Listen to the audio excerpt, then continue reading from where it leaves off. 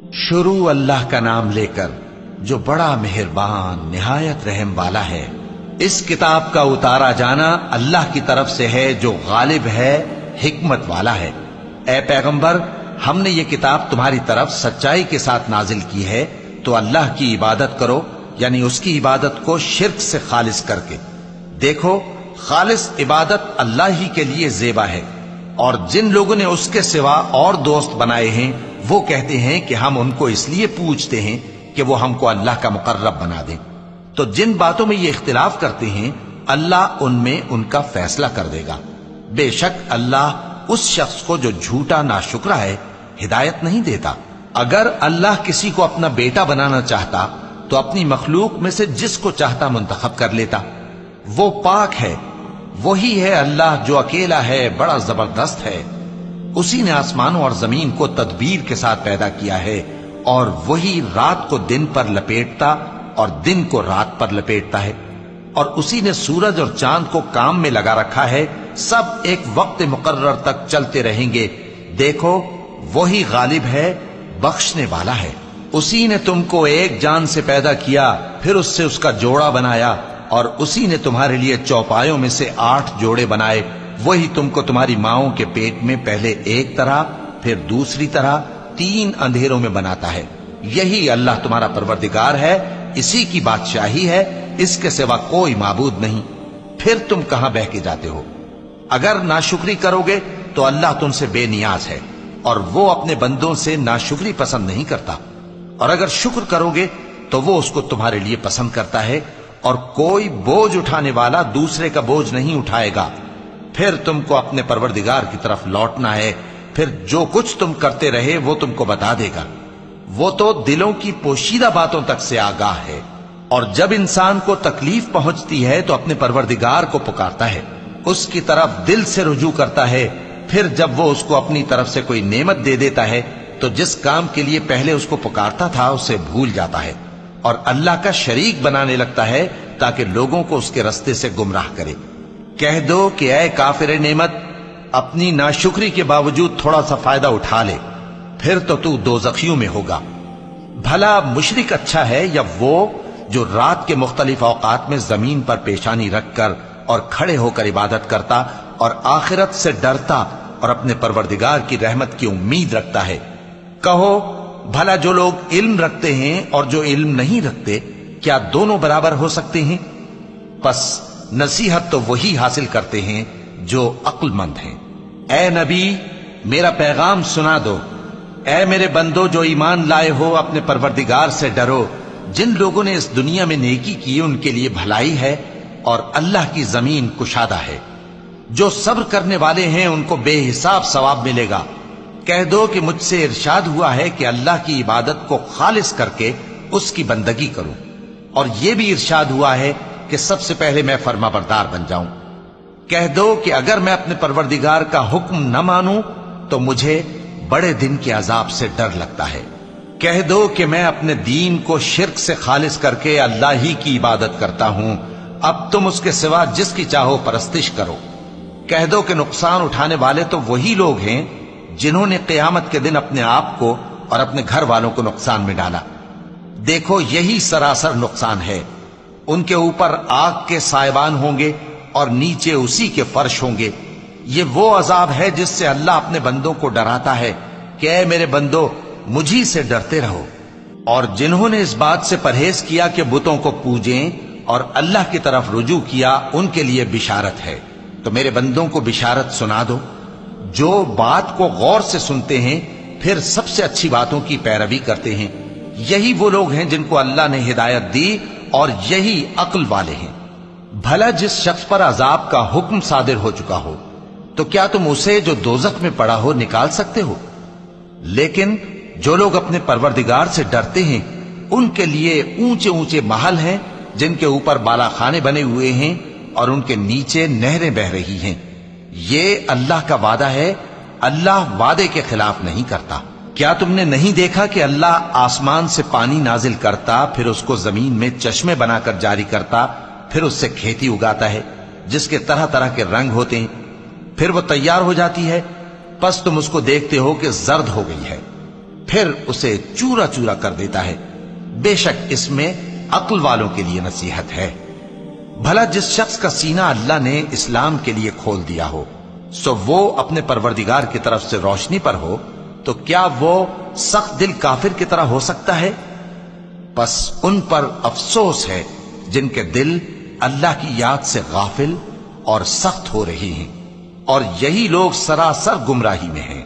اللہ نے نہایت اچھی باتیں نازل فرمائی ہیں، یعنی کتاب جس کی آیتیں باہم ملتی جلتی ہیں اور دہرائی جاتی ہیں۔ جو لوگ اپنے پروردگار سے ڈرتے ہیں ان کے بدن کے رونگٹے اسے سن کر کھڑے ہو جاتے ہیں، پھر ان کی کھالیں نرم ہو جاتی ہیں اور دل بھی نرم ہو کر اللہ کی یاد کی طرف متوجہ ہو جاتی ہیں۔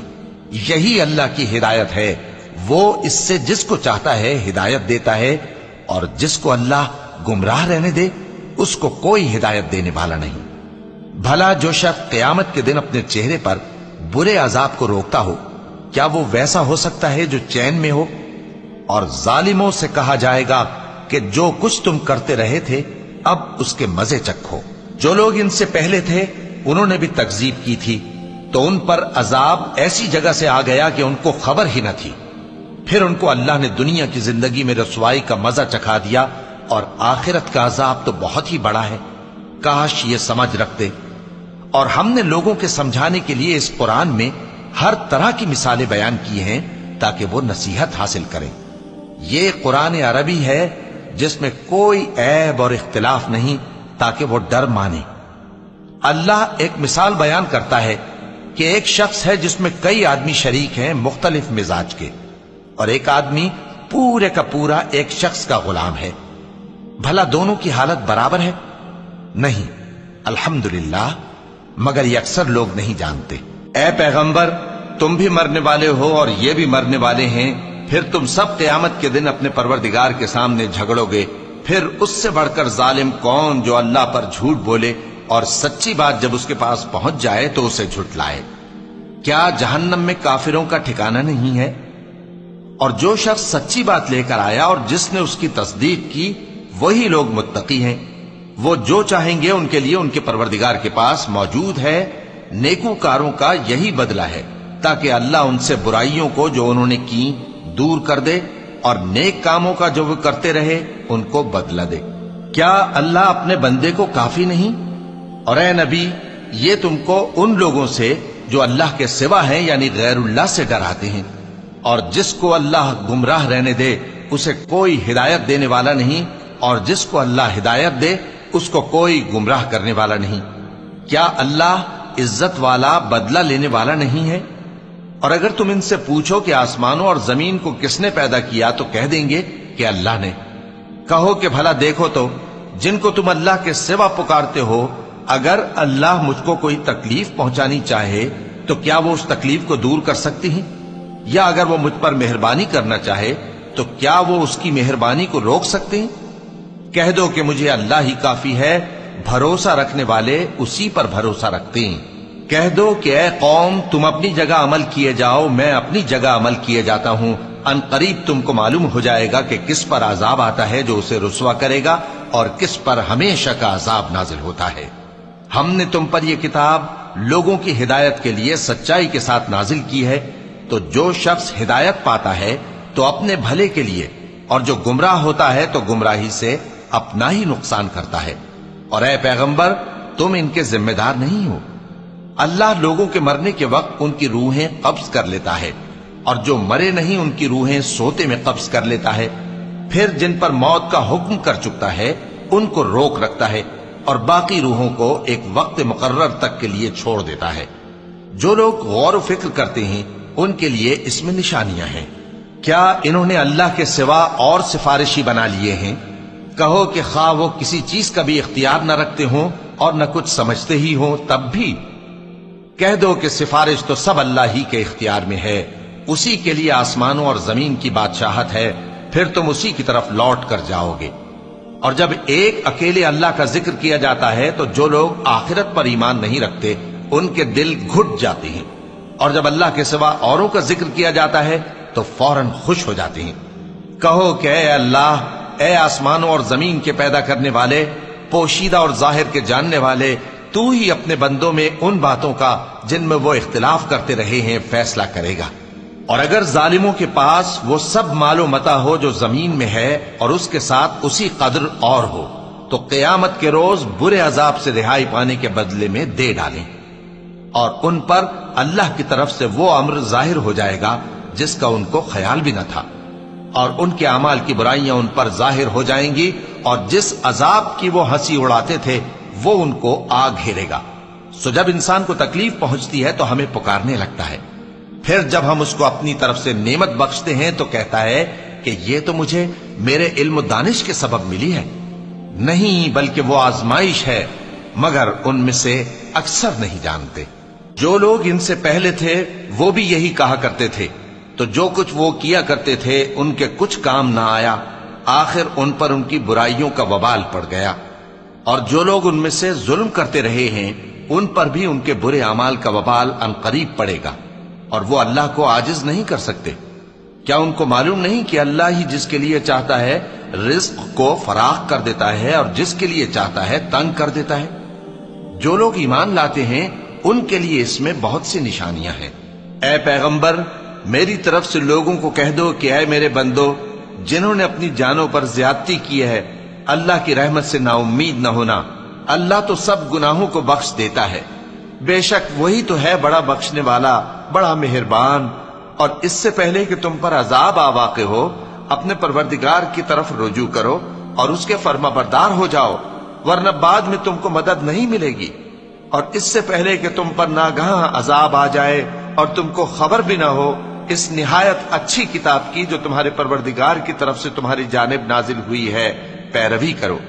ایسا نہ ہو کہ اس وقت کوئی شخص کہنے لگے کہ ہائے اس کوتاہی پر افسوس ہے جو میں نے اللہ کا حق ماننے میں کی، اور میں تو ہنسی ہی کرتا رہا، یا یہ کہنے لگے کہ اگر اللہ مجھ کو ہدایت دیتا تو میں بھی پرہیزگاروں میں ہوتا، یا جب عذاب دیکھ لے تو کہنے لگے کہ اگر مجھے پھر ایک دفعہ دنیا میں جانا ہو تو میں نیکوکاروں میں ہو جاؤں۔ ارشاد ہوگا کیوں نہیں، میری آیتیں تیرے پاس پہنچ گئی تھی مگر تو نے ان کو جھٹلایا اور شیخی میں آ گیا اور تو کافر بن گیا۔ اور اے مخاطب، جن لوگوں نے اللہ پر جھوٹ بولا تم قیامت کے دن دیکھو گے کہ ان کے چہرے سیاہ ہو رہے ہوں گے۔ کیا تکبر کرنے والوں کا ٹھکانہ دوزخ میں نہیں ہے؟ اور جو پرہیزگار ہیں ان کی کامیابی کے سبب اللہ ان کو نجات دے گا، نہ تو ان کو کوئی تکلیف پہنچے گی اور نہ وہ غمناک ہوں گے۔ اللہ ہی ہر چیز کا پیدا کرنے والا ہے اور وہی ہر چیز کا نگراں ہے۔ اسی کے پاس آسمانوں اور زمین کی کنجیاں ہیں، اور جنہوں نے اللہ کی آیتوں سے کفر کیا وہی نقصان اٹھانے والے ہیں۔ کہہ دو کہ اے نادانو، تو کیا تم مجھ سے یہ کہتے ہو کہ میں غیر اللہ کی پرستش کرنے لگوں؟ اور اے پیغمبر، تمہاری طرف اور ان پیغمبروں کی طرف جو تم سے پہلے ہو چکے ہیں یہی وہی بھیجی گئی ہے کہ اگر تم نے شرک کیا تو تمہارے اعمال برباد ہو جائیں گے اور تم نقصان اٹھانے والوں میں ہو جاؤ گے، بلکہ اللہ ہی کی عبادت کرو اور شکر گزاروں میں رہو۔ اور انہوں نے اللہ کی قدر شناسی جیسی کرنی چاہیے تھی نہیں کی۔ اور قیامت کے دن تمام زمین اس کی مٹھی میں ہوگی اور آسمان اس کے داہنے ہاتھ میں لپٹے ہوئے ہوں گے، اور وہ ان لوگوں کے شرک سے پاک ہے، بلند و برتر ہے۔ اور جب سور پھونکا جائے گا تو جو لوگ آسمانوں میں ہیں اور جو زمین میں ہیں سب بے ہوش ہو کر گر پڑیں گے مگر وہ جس کو اللہ چاہے۔ پھر دوسری دفعہ سور پھونکا جائے گا تو فوراً سب کھڑے ہو کر دیکھنے لگیں گے، اور زمین اپنے پروردگار کے نور سے چمک اٹھے گی اور اعمال کی کتاب کھول کر رکھ دی جائے گی، اور پیغمبر اور دوسرے گواہ حاضر کیے جائیں گے، اور ان میں انصاف سے فیصلہ کیا جائے گا اور ان کے ساتھ بے انصافی نہیں کی جائے گی۔ اور جس شخص نے جو عمل کیا ہوگا اس کو اس کا پورا پورا بدلہ مل جائے گا، اور جو کچھ یہ کرتے ہیں اس کو سب کی خبر ہے۔ اور کافر گروہ گروہ کر کے جہنم کی طرف ہانکے جائیں گے، یہاں تک کہ جب وہ اس کے پاس پہنچ جائیں گے تو اس کے دروازے کھول دیے جائیں گے، اور اس کے داروغہ ان سے کہیں گے کہ کیا تمہارے پاس تمہیں میں سے پیغمبر نہیں آئے تھے جو تم کو تمہارے پروردگار کی آیتیں پڑھ پڑھ کر سناتے اور تمہارے اس دن کے پیش آنے سے تمہیں ڈراتے تھے؟ وہ کہیں گے کیوں نہیں، لیکن کافروں کے حق میں عذاب کا حکم ثابت ہو چکا تھا۔ کہا جائے گا کہ دوزخ کے دروازوں میں داخل ہو جاؤ، ہمیشہ اس میں رہو گے، سو تکبر کرنے والوں کا برا ٹھکانہ ہے۔